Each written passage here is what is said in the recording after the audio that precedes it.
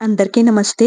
ఈ రోజుటి వీడియోలో తమిళనాడులో చాలా స్పెషల్ అయిన ఈవినింగ్ స్నాక్స్ రెసిపీ అయితే మీతో షేర్ చేసుకోబోతున్నాను. చాలా మందికి తెలిసే ఉంటుంది. కాకపోతే తెలియని వాళ్ళ కోసం ఒక్కసారి. అలాగే వారానికి ఒక్కసారి ఇల్లుని ఇలా క్లీన్ చేసుకోవడం వల్ల వారమంతా ఇల్లు చాలా నీట్‌గా అనిపిస్తూ ఉంటుంది. సో, వీక్లీ క్లీనింగ్ రొటీన్ ఎలా చేసుకుంటాను అనేది కూడా మీతో షేర్ చేసుకుంటాను. దాంతో పాటు ఒక ఇంట్రెస్టింగ్ టాపిక్ గురించి కూడా మీతో మాట్లాడతాను. వీడియోని స్కిప్ చేయకుండా చివరి వరకు చూసేయండి. వీడియో నచ్చితే తప్పకుండా లైక్ చేయండి. నా వీడియోస్ కనుక మీకు నచ్చుతున్నాయి అని అనిపిస్తే సబ్స్క్రైబ్ చేసి పెట్టుకోండి. పక్కనుండి బెల్ ఐకాన్ కూడా ప్రెస్ చేసి పెట్టుకోండి. అలాగే ఈ వీడియో ఎవరికి యూస్ అవుతుంది అనిపిస్తుందో వాళ్ళకి షేర్ చేసేయండి. ముందుగా అయితే తమిళనాడులో ఫేమస్ స్నాక్స్ రెసిపీ అని చెప్పాను కదా! బోండా అన్నమాట. వెదర్ చాలా చల్లగా ఉందనిపించినా, వర్షం పడుతుందనిపించినా వెంటనే 5 నిమిషాల్లో ఈ స్నాక్స్ అయితే చేసుకునేస్తూ ఉంటాము. దీనికి కాంబినేషన్‌గా కార చట్నీ ఉంటే చాలా బావుంటుంది. ఈరోజు ఏదైనా తినాలి అని అనిపిస్తూ ఉంది అంటే బోండా చేసుకుందాం అనేసి సజెషన్ ఇచ్చారన్నమాట మా ఆయన. ఇక సజెషన్ మాత్రం ఇస్తే చాలదు కదా! హెల్ప్ కూడా చేయాలన్నమాట. సో, హెల్ప్ చేద్దు కార చట్నీ నువ్వు రుబ్బేసేయి, నేను మిగతా పనులన్నీ చేసుకుంటాను అని చెప్తేనేమో కార చట్నీ కోసం మిరపకాయలు తీశారు. డబ్బుమని డబ్బా పడేశారు. ఇక ఏం చేసేది? వాళ్ళే చెప్తున్నారు. నన్ను హెల్ప్ అడిగితే నీకే 10 పనులు ఎక్స్‌ట్రాగా వస్తుంది అనేసి. నిజమే, మగవాళ్ళు వంట రూమ్‌లోకొస్తే చాలా డర్టీగా ఉంటుంది. కానీ వాళ్ళు మనతో కూడా ఉంటే చాలా బావుంటుంది. ఏదో ఒకటి హెల్ప్ చేయకపోయినా కూడా అలా నిలబడుకొని మాట్లాడుతూ ఉంటే హాయిగా అనిపిస్తూ ఉంటుంది కదా! దానికోసమైనా నువ్వు కాసేపు నిలబడుకో అని చెప్తూ ఉంటాను. అలా ఇద్దరం చాలీ కిచెన్‌లో నిలబడుకొని ఒక పక్కన మా ఆయన కార చట్నీ రుబ్బుతూ ఉంటే, ఇంకో పక్కన బోండా కోసం నేను రెడీ చేస్తూ ఉన్నాను. ఆనియన్, పచ్చిమిర్చి అవన్నీ నేను చాపర్‌లో వేసి చాప్ చేసుకునేసాను కదా! ఇక పిండిలన్నీ కలుపుకోవాలనమాట. ముందుగా శనగపిండి వేసుకుంటూ ఉన్నాను. అందులో మళ్ళీ 2 పిడికిళ్ళ మైదా వేసుకున్నాను. ఒక పిడికెడు బియ్యపు పిండి వేసుకున్నాను. దాంతో పాటే ముందుగా కట్ చేసి పెట్టుకున్న ఆనియను, పచ్చిమిర్చి, అలాగే కొత్తిమీర, క్యారెట్ తురుము ఇవన్నీ యాడ్ చేసుకున్నాననమాట. ఇందులో మునగాకు వేస్తే కూడా చాలా టేస్టీగా ఉంటుంది. ఇప్పుడు మునగాకు దొరకలేదు కాబట్టి మునగాకైతే యాడ్ చేయడం లేదు. మునగాకు ఎంత బావుంటుందో దీంట్లో యాడ్ చేస్తే. అవును, మీరు కూడా బోండాని ఇంట్లో చేసుకుంటూ ఉంటారా? లేకపోతే అంగట్లో మాత్రం తీసుకొనొచ్చి తింటూ ఉంటారా అన్నది తప్పకుండా కామెంట్‌లో తెలిపేయండి. మాకైతే చుట్టాలు ఇంటికొచ్చినా, వెదర్ చాలా చల్లగా అనిపించినా, వర్షం పడుతుందనిపించినా, ఏమన్నా తినాలి అని అనిపించినా వెంటనే ముందుగా గుర్తుకొచ్చేది ఈ బోండానే అన్నమాట. ఇవి చాలా ఈజీ ప్రాసెస్, చాలా టేస్టీగాను ఉంటుంది. సో, వెంటనే ఇవి చేసేస్తూ ఉంటారు. సో, అందుకనేసే తమిళనాడులో స్పెషల్ అని కూడా చెప్పేసాను. ప్రతి ఒక్క టీ అంగట్లో ఈ బోండా అనేది ఖచ్చితంగా ఉంటుంది. సో, మీరు ట్రై చేశారా లేదా అన్నది తప్పకుండా కామెంట్‌లో తెలిపేయండి. ఇక మా ఆయన రుబ్బి పెట్టిన చట్నీని తాలింపు పెట్టాలి కదా! సో, తాలింపు పెట్టేసి అలా స్టవ్ మీద పెట్టేసాను. దాని పాటికి అది ఉడుకుతూ ఉంటుంది. ఈలోపు పిండినైతే కలిపేసుకుందాం అని చెప్పేసి కొంచెం కొంచెంగా నీళ్లు పోసుకుంటూ కలుపుకుంటూ ఉన్నాననమాట. ఇందులో మైదా వేయడం వల్ల తినేటప్పుడు చాలా సాఫ్ట్‌గా అనిపిస్తుంది. అలాగే బియ్యపు పిండి వేయడం వల్ల క్రిస్పీగాను అనిపిస్తుంది. 2 రకాలుగాను అనిపిస్తుందనమాట. సో, ఇలా చేసుకోవడం వల్ల బోండా చాలా టేస్టీగా వస్తుంది. మైదా నచ్చని వాళ్ళు మైదాని స్కిప్ చేసేయవచ్చు. ఇలా కలుపుకున్నామంటే సరిపోతుంది. పిండి కలిపేటప్పుడే మనకి దోస పిండి పులిస్తే ఎలా ఉంటుందో ఆ కన్సిస్టెన్సీలో ఉండాలనమాట. సో, అలా ఉన్నిందంటే బోండా చాలా చక్కగా వస్తుంది. ఇక బోండాలు వేపుకోవడానికి తగినంత నూనె పోసుకొని, నూనె వేడైన తర్వాత స్టైల్‌గా స్పూన్‌తో వేశానా, నాకు ఆ షేప్ అయితే అస్సలు నచ్చలేదు. ఎప్పుడు చేత్తోనే వేస్తాను. ఈసారి స్పూన్‌తో వేసి చూద్దాము అని అనిపించింది. చూసారా, అట్లా అట్లగా వచ్చింది. ఇవైతే పెద్దగా నచ్చలేదు. మళ్ళీ చేత్తోనే వేశాననమాట. ఏదున్నా మన చేత్తో చేసేట్టు ఇంకేది బాగా రాదు గదా! సో, చేత్తోనే వేసుకున్నాను మళ్ళీ. ఇవైతే చాలా బాగా వచ్చింది. ఇలా బొండాలు చేసుకొని ఎంచక్కా తినేసాము. విత్ కార చట్నీతో చాలా బావుంటుంది కార చట్నీతో. పుదీనా చట్నీ కూడా బావుంటుంది కానీ మాకెక్కువ అడిక్ట్ అయిపోయింది కార చట్నీకి. సో, కార చట్నీనే చేసుకుంటూ ఉంటామనమాట. ఇక మీరు కూడా ఇలా చేసుకుంటారా? చేసుకోరా? అన్నది తప్పకుండా కామెంట్‌లో తెలిపేయండి. ఇప్పుడు ఇది అయిపోయిన తర్వాత మరుసటి రోజు వ్లాగ్ అన్నమాట. ఇది ముందు రోజు ఈవినింగ్ స్నాక్స్ కోసం అయితే ఇలా చేశాను. ఇక మరుసటి రోజు మార్నింగ్ నుంచి నా ఇంటి క్లీనింగ్ ప్రాసెస్ అంతా ఉంటుంది. సో, వీడియోని చూస్తూ ఉండండి. మీకొక ఇంట్రెస్టింగ్ అయిన టాపిక్ గురించైతే మీతో మాట్లాడతాను. అదేనండి, ఓవర్ థింకింగ్. అతిగా ఆలోచించేస్తూ ఉంటాం. ఒక పని చేయాలంటే వెంటనే అయిపోవాలి. అదయిపోవాలి. ఎందుకింకా అక్కడనే ఉంది? ఆ పని ఎందుకు చేయలేదు? చేసేసుండొచ్చు కదా! అనేసి ఓవర్‌గా థింక్ చేసేస్తూ ఉంటాము ప్రతి ఒక్క పనిలోనూ. ఆ ఓవర్ థింకింగ్ వల్ల మనకి ఎన్ని సైడ్ ఎఫెక్ట్‌లుంటుందో, మనలో ఎన్ని నెగెటివ్ ఎనర్జీస్ పాస్ అయిపోతుందో అనేది ఈరోజు మీతో మాట్లాడదామనే అనిపిచ్చింది. First of all over thinking అంటే ఏంటి? మనం ఆలోచించేదానికంటే 1000 రెట్లు బుర్ర పెట్టి ఆలోచించేస్తూ ఉంటాం. ఆ ఆలోచనలేదో ఒదిగే దాని పైన పెడితే మంచిగా ఉండును. కానీ మనం అన్నీ ఒదగని దాని గురించే ఆలోచిస్తూ ఉంటాం కదా! ఎవరన్నా ఏదన్నా ఒక మాట అనేసారనుకో, నన్నిలా అనుకునుంటారు కదా! ఇది పోయి వాళ్ళ దగ్గర ఇలా చెప్పుంటారు కదా! వాళ్ళ కొడుకుతో ఇలా చెప్పుంటారు కదా! అనేసి మనమే ఊహించుకునేస్తూ ఉంటాం. వాళ్ళు ఎవ్వరితోనూ అనరు. మన దగ్గర ఆ మాట అనేసి వెళ్ళిపోతారంతే. కానీ మనం ఇలా ఓవర్ థింకింగ్‌గా మన గురించి అందరి దగ్గర బ్యాడ్‌గా మాట్లాడేస్తూ ఉంటారు కదా! అనేసి ఇలానే నెగటివిటీని పెంచుకుంటూనే పోతా ఉంటామనమాట. ఓవర్ థింకింగ్‌లో ఫస్టొచ్చే సైడ్ ఎఫెక్ట్ ఇదే అనమాట నెగటివిటీ.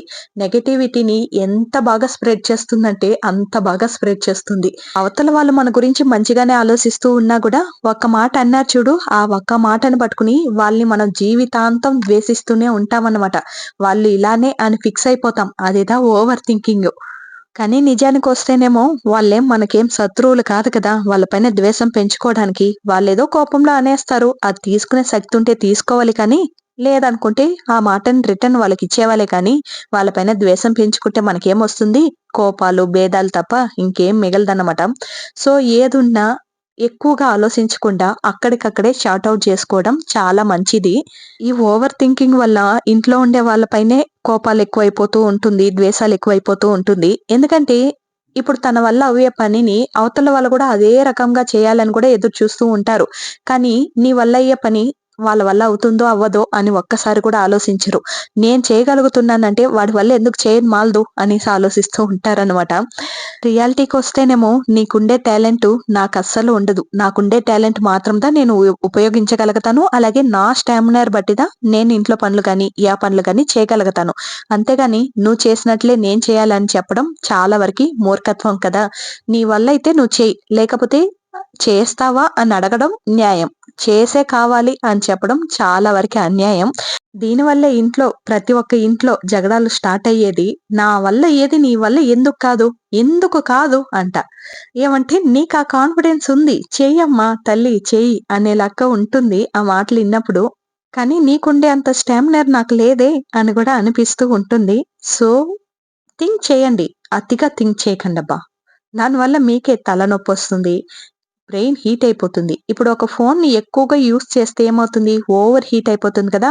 అలాగే మన బ్రెయిన్ గూడా ఒక మెషిన్ లాంటివే. దాంట్లో ఏసి ఓవర్‌లోడ్ చేస్తూనే ఉంటే, థింక్ చేసుకుంటూనే ఉంటే, అది ఓవర్ హీట్ అయిపోయి మనకి హెడ్‌ఏక్ తప్ప ఇంకేం మిగలదన్నమాట. మన తమిళ్ సూపర్ స్టార్ చెప్పారు కదా డైలాగు. "అతిగా ఆలోచించే మగవాడు, అతిగా ఆవేశపడే ఆడది చరిత్రలో బాగుపడ్డట్టే లేదా?" ఏమో డైలాగ్ సగంలో మర్చిపోయింది. కానీ అతిగా ఆలోచించే ఆడదైనా, మగదైనా చరిత్రలో బాగుపడరు. ఎక్కువగా ఆలోచించకూడదు. ఏ ఒక్క విషయమైనా మనం ఎక్కువగా ఆలోచించినంత మాత్రం మారిపోదు కదా! ఫస్ట్ ఆఫ్ ఆల్ మనం ఆలోచించడమే తప్పు. కానీ అది మన నేచర్. ఏం చేయలేము. మరీ ఎక్కువగా ఇది ఇలా అయితే బాగున్నేమో, ఇది ఇప్పుడు జరిగిపోతే బాగున్నేమో అని ఎక్కువగా ఆలోచిస్తే మాత్రం ఆ పని అప్పటికప్పుడు జరిగిపోతుందా? ఆ పని అప్పటికప్పుడు నిలిచిపోతుందా? ఏది మారదు. మనం ఆలోచించినంత మాత్రం ఏది జరిగిపోదు. సో, అది జరిగేది జరుగుతూనే ఉంటుంది. మనం ఆలోచించడం కొంచెం తగ్గించుకోవాలి అంతే. దానివల్ల స్ట్రెస్ రావడం, తలనొప్పి రావడం ఇలాంటివి రావడం తప్ప మనకేం మిగలదన్నమాట. ఒక ఎగ్జాంపుల్‌కి చెప్తున్నా. ఒక పనిని మొదలుపెట్టామనుకో, ఆ పనిని ఎలా చెయ్యాలి అని ఆలోచించడం, నేచురల్‌గా థింక్ చేయడం అంతే. ఈ పనిని ఇలా చేస్తేదా బాగున్ను. ఇలా చేసే కావాలి అని అనుకోవడం ఓవర్ థింకింగ్. అలా అనుకోవడం వల్ల అది జరగదు. జరగకపోగా మనకి మిగిలేదేముంది? తలనొప్పి మాత్రమే. సో, ఎక్కువగా ఆలోచించడం వల్ల ఏ పని గూడా జరిగిపోదు. అవి జరిగేది మాత్రందా జరుగుతూ ఉంటుంది. లైఫ్‌లో ఏ పనైనా ఈ పని చేస్తే ఇలా సంపాదించొచ్చు, ఆ పని చేస్తే అలా సంపాదించొచ్చు. అన్ని పనులు చేసేస్తాం. మన వల్ల అవుతుంది అనే కాన్ఫిడెన్స్ నీకుండొచ్చు. కానీ ఒంట్లో శక్తి కూడా ఉండాలి కదా! అవన్నీ కూడా ఆలోచించుకుని మళ్ళీ ఏ పనైనా దిగాలి. ఏదైనా ఒక్క పనే అనుకోవాలి. అన్నీ నా వల్ల అవుతుంది.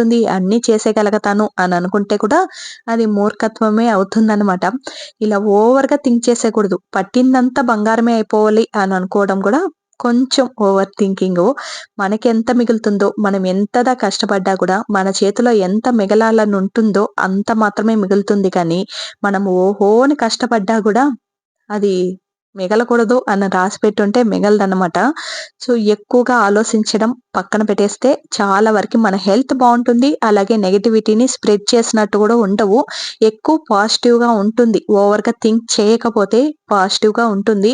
అందరూ మంచి వాళ్ళలాగా కనపడతారు. అదే మనం ఓవర్‌గా థింక్ చేశామనుకో, అవతల వాళ్ళు ఏది చేసినా వాళ్ళు మన కళ్ళకి చెడ్డ వాళ్ళలాగే కనబడుతూ ఉంటారు. వాళ్ళు మంచే చేస్తూ ఉన్నా కూడా ఏదో ఆశించి చేస్తున్నారు అనే లెక్క కదా ఆలోచిస్తామన్నమాట ఓవర్‌గా థింక్ చేసేటప్పుడు. ఆ థింకింగ్ అంతా పక్కన పెట్టేసి నార్మల్‌గా ఉన్నామనుకో, అవును కదా! వీళ్ళు మన కోసమే చేశారు కదా! మన కోసం దాన్ని ఇంత పోరాడారు అని కూడా అనిపిస్తూ ఉంటుంది. సో, చుట్టుపక్కలోళ్ళు మనకు మంచోళ్ళుగా అనిపిచ్చాలంటే మనం ఓవర్ థింకింగ్ చేయడం మానేవాలి. ఈ రోజుటి నుంచి మానేద్దామా? మానేసేద్దాం. ప్రతి ఒక్క ఫ్యామిలీలో ఓవర్ థింకింగ్ చేసేవాళ్ళు ఖచ్చితంగా ఒక్కరైనా ఉంటారనమాట. సో, వాళ్ళకి వీడియోని షేర్ చేయమని అడగను కానీ, ఉండారా లేదా అన్నది కామెంట్‌లో తెలపండి. షేర్ చేయాలి అని అనిపిస్తే తప్పకుండా షేర్ చేసేయండి. ఇక ఈ ముగ్గు విషయానికొస్తా. ఇక్కడైతే నేను 2 చుక్కలు ఎక్స్‌ట్రాగా పెట్టేశాను. 8 చుక్కలు పెట్టాలి. బట్ నేను 10 చుక్కలు పెట్టి 2 చుక్కల వరకు తెచ్చాను. దానివల్ల నాకు ముగ్గు మొత్తం పాడైపోయింది. ఎందుకంటే మిస్ అయిపోయింది. నేను అనుకున్న ముగ్గే కాదనమాట. మన జీవితం గూడా అంతే. చక్కగా పోతుండేటప్పుడు మధ్యలో ఏదంటే అది ఆలోచించుకుని, మధ్యలో ఏమైనా బ్రేక్ ఇచ్చామనుకో అక్కడితో ఆగిపోతాము. ఎక్స్‌ట్రాగా మనం కలుపుకోవాలి అని అనుకుంటే మంచితనాన్ని మాత్రమే కలుపుకోవాలి. చెడ్డతనాన్ని పక్కన పెట్టేవాలి. నాకిక్కడ ముగ్గు మొత్తం పాడైపోయింది. అవి చూపించలేదు. మీకు తెలిసిపోతుంది కానీ, మళ్ళీ నేను మొత్తం తుడిపేసి చుక్కలు పెట్టి లోపల మళ్ళీ వేశాను. ఇప్పుడు చూడండి లోపల ఇలా ఎలా అయినా కలుపుతారా? సో, ఉండే ముగ్గుల్ని ఎలాగైనా కలపాలి అని చెప్పేసి నీట్‌గా ఇలా కలిపేశాను. బట్ నేను అనుకున్న ముగ్గు ఇవి కానే కాదు. మన లైఫ్‌లో కూడా అంతే. ముగ్గులో గూడా చాలా విషయాలు మన లైఫ్ గురించి రిలేట్ అవుతూనే ఉంటుంది.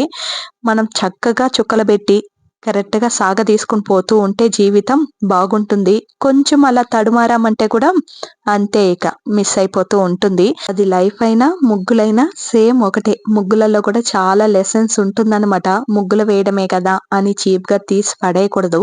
ముగ్గులు వేసే దాంట్లోనే చాలా లెసన్ నేర్చుకోవచ్చు. ఇంటి పనులలోనే చాలా జ్ఞానం నేర్చుకోవచ్చు. నలుగురితో మాట్లాడడం వల్ల నలుగురు ఎలా బిహేవ్ చేస్తారు, మనం ఎలా బిహేవ్ చేయాలి అనే పద్ధతి నేర్చుకోగలుగుతాము. అన్నీ మన చుట్టుపక్కల ఉండే అన్నీ ఒక్కొక్కటి నేర్పిస్తూ ఉంటుంది. మనం నేర్చుకునే దాన్ని బట్టిదా ఉంటుంది ఏది కూడా. మంచి నేర్చుకోవాలంటే మంచే నేర్చుకుంటాము. నెగటివిటీ పెంచుకోవాలంటే నెగటివిటీనే పెంచుకుంటూ ఉంటామనమాట.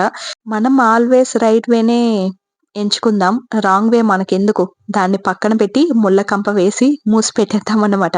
అది లైఫ్‌లో ఉండడం చాలా డేంజర్. సో, రాంగ్ వేని ఎవరు చేసుకోరు. కానీ కొన్ని కొన్ని మిస్టేక్‌ల వల్ల అలా పోతూ ఉంటామంతే.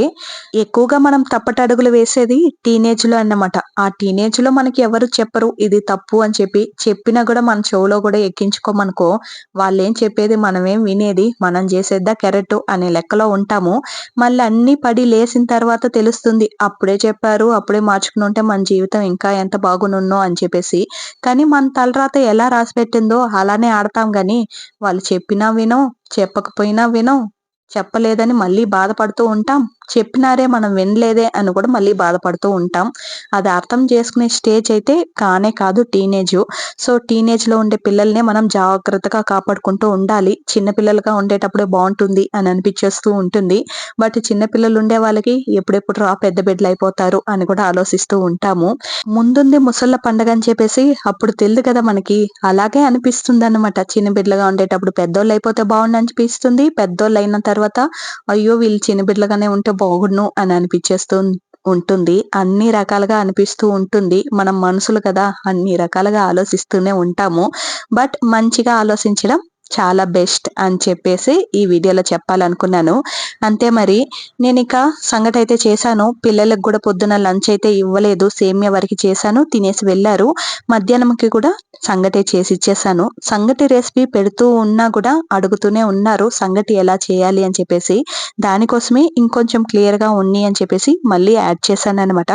ఇక మధ్యాహ్నం లంచ్ ఇవన్నీ చేసేసిన తర్వాత ఇల్లంతా నీట్‌గా శుభ్రం చేసేసి దాని దాని ప్లేస్‌లో మ్యాట్‌లన్నీ తీసి నానబెట్టేసాను. చేశాను కదా, ఆ మ్యాట్లన్నీ మళ్ళీ వేరే మ్యాట్లన్నీ నీట్గా అమర్చేసి ఆ తర్వాత మ్యాట్లన్నీ వాష్ చేసుకుని పనిలో పని బకెట్లన్నీ కూడా కడిగేద్దామని చెప్పేసి ఇలా వారానికి ఒకసారి కడుగుతూ ఉంటాను. ఈ మధ్య కొంచెం గ్యాప్ వచ్చేసింది. బకెట్లు ఒక నెల పాటు కడగలేదు. మాది నిండా సాల్ట్ వాటర్ అబ్బా! బకెట్లు చూడన మాల్లేక పోడ్చాను.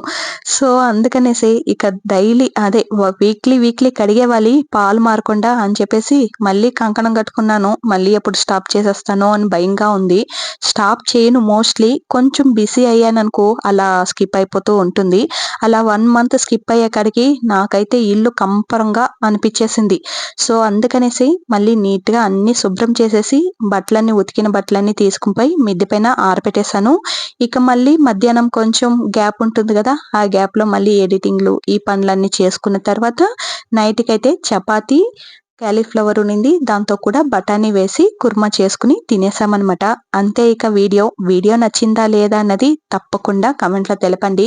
వీడియో నచ్చినట్లయితే ప్లీజ్ మరవకుండా లైక్ చేయండి. సబ్స్క్రైబ్ చేసుకోకపోతే సబ్స్క్రైబ్ చేసుకొని పక్కనుండే బెల్ ఐకాన్‌ని ప్రెస్ చేసి పెట్టుకోండి. ఇక ఈ వీడియో ఎవరికి షేర్ చేయాలి అని అనిపిస్తుందో వాళ్ళకైతే షేర్ చేసేయండి. ఈ బఠానీ కుర్మా కాలీఫ్లవర్ బఠానీ కుర్మా అయితే రెసిపీ అయితే షార్ట్స్‌లో అప్లోడ్ చేస్తాను. తప్పకుండా దాన్ని కూడా విజిట్ చేసి చూసేయండి. ఉంటాను మరి. బాయ్.